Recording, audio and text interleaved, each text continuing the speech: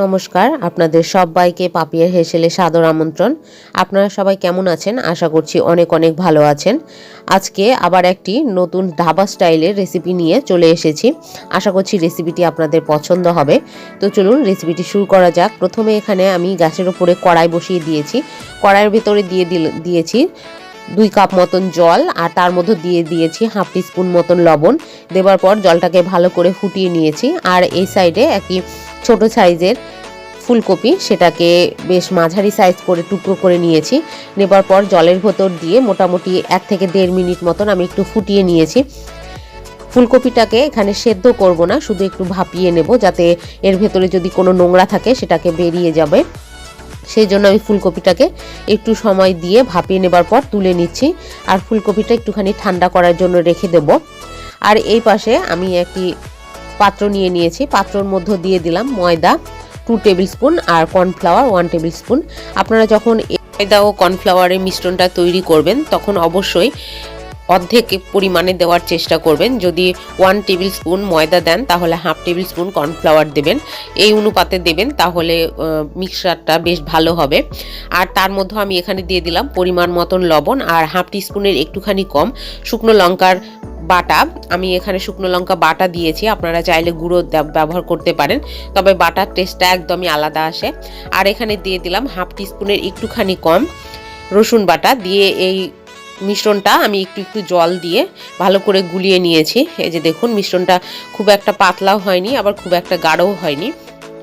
এই পর ফুলকপির যে টুকরোগুলোকে আমি সেদ্ধ করে রেখেছিলাম সেগুলোকে আমি এই ব্যাটারের ভেতরে দিয়ে ভালো করে কোট করে নিচ্ছি, যেন ফুলকপির গায়ে এই ব্যাটারটা ভালোভাবে কোট হয়ে যায়। এই যে দেখুন, ফুলকপিটা ভালোভাবে কোট হয়ে গেছে। এবার আমি কড়াইয়ে তেল দিয়ে দিয়েছি। আপনারা চাইলে যে কোনো ধরনের তেল এখানে ব্যবহার করতে পারেন। তেলটা আমার গরম হয়ে গেছে, আর এই সময় আমি ফুলকপির টুকরোগুলোকে কড়াইয়ের মধ্যে দিয়ে ভালো করে ভেজে নেব। আর এই সময় ফ্লেমটা অবশ্যই লোয়ে রেখে ভাজবেন, তাহলে ভাজাটা বেশ ক্রিস্পি হবে। এই যে দেখুন, আমি ফুলকপিগুলো বেশ লাল লাল করে উল্টে পাল্টে ভালো করে ভেজে নিচ্ছি। আমি এখানে হলুদ ব্যবহার করিনি, যেহেতু মঞ্চুরিয়ানে কোনো হলুদ যায় না, সেই জন্য আমি এখানে দিইনি। আমি একটু কালারের জন্য লাল লঙ্কা বাটা দিয়ে দিয়েছিলাম। এই যে দেখুন, লাল লাল করে আমি লো ফ্লেমে ভালো করে ভেজে উঠিয়ে নিলাম। এবার আমি পরের ব্যাচটাকে আবার সেই একই রকমভাবে ভেজে নিচ্ছি। এই দেখুন, এই ব্যাচটাও ভেজে আমি তুলে নিয়েছি। এবার আমি প্যানের মধ্যে দিয়ে দিলাম 2 টেবিল স্পুন মতন সর্ষের তেল। আপনারা চাইলে যে কোনো ধরনের তেল এখানে ইউজ করতে পারেন। আর এখানে দিয়ে দিলাম 1 টিস্পুন কারি পাতা দিয়ে দিলাম। এবার এর মধ্যে অ্যাড করে দেব হাফ টিস্পুন আদা কুচনো। আপনারা চাইলে এখানে বাটা ইউজ করতে পারেন, তবে মঞ্চুরিয়ান যেহেতু এখানে কুচোটা বেশি ভালো যাবে, সেই জন্য আমি এখানে আদা কুচনো নিয়ে নিয়েছি হাফ টিস্পুন। আর এখানে নিয়ে নিচ্ছি রসুন কুচনো, সেটাও নিয়ে নেব হাফ টিস্পুন। আর তার সঙ্গে নিয়ে নিচ্ছি একটি ছোট্ট সাইজের পেঁয়াজ, সেটাকেও আমি কুচিয়ে নিয়েছি, সেটাও এর ভেতরে দিয়ে দিলাম। দিয়ে এই আদা রসুন পেঁয়াজটাকে একটুখানি ভেজে নেব, যাতে তাদের কাঁচা গন্ধটা না থাকে, ততক্ষণ আমাকে ভেজে নিতে হবে, কাঁচা গন্ধটা যাওয়া পর্যন্ত। এবার এর ভেতরে আমি অ্যাড করে দিচ্ছি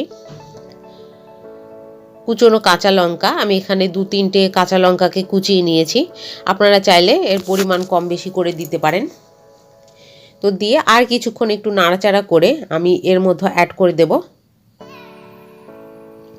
এই যে দেখুন, নাড়াচাড়া করে নিয়েছি। এবার এর মধ্যে আমি অ্যাড করে দিচ্ছি টমেটো সস। আমি এখানে দিয়ে দেব 2 টেবিল স্পুন মতন টমেটো সস।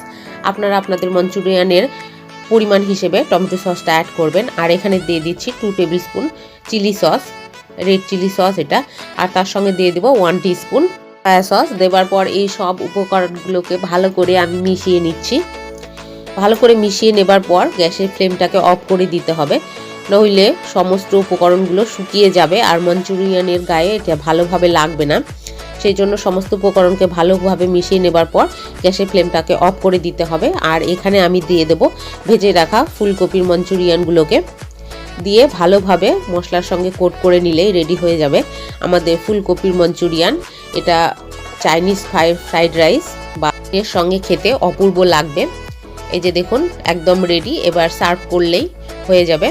আমার রেসিপিগুলো আপনাদের কেমন লাগে অবশ্যই কমেন্টের মাধ্যমে জানাবেন, লাইক করবেন, শেয়ার করবেন বন্ধুবান্ধব আত্মীয়দের মধ্যে, আর সাবস্ক্রাইব করে অবশ্যই আমার পাশে থাকবেন। এই যে সার্ভ করার পরে আমি উপর থেকে একটুখানি স্প্রিং অনিয়ন এতে ছড়িয়ে দিলাম, আর এটি দেখতে অপূর্ব হয়েছিল আর খেতে তো দুর্দান্ত হয়েছিল। আর আমার সম্পূর্ণ ভিডিও দেখার জন্য আপনাদের ধন্যবাদ।